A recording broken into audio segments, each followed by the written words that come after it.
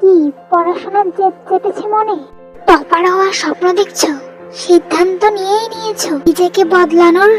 তবে এবার প্রতিজ্ঞা করো, সমস্যা যাই আসুক, কি 1000টা আসুক, যেটা হওয়ার স্বপ্ন দেখছো সেটা সত্যি না হওয়া পর্যন্ত তুমি থামবে না। কারণ শুধু স্বপ্ন দেখলেই টপার হওয়া যায় না বন্ধু।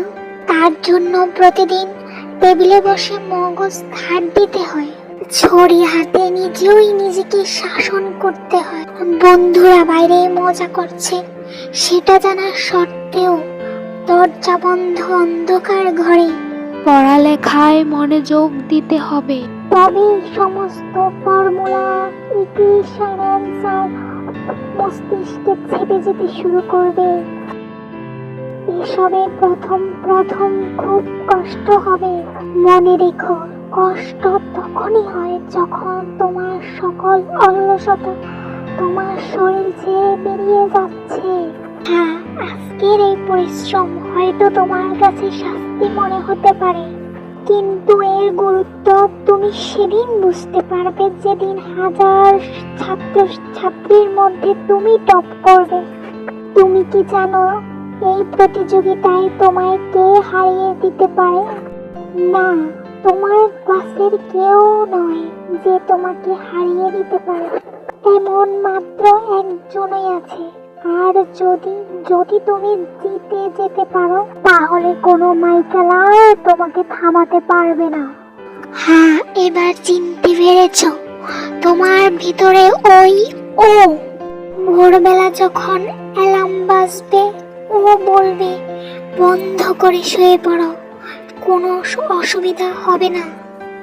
না না, তুমি কোনোদিনই ওর কথা শুনবে না, তাহলে কোনোদিনই তোমার আশা পূর্ণ হবে না। যেমন ক্ষুধার্ত সিংহ আলো ফোটার সাথে সাথে জেগে ওঠে, এমনই একটা গর্জন করে তুমিও উঠে পড়ো।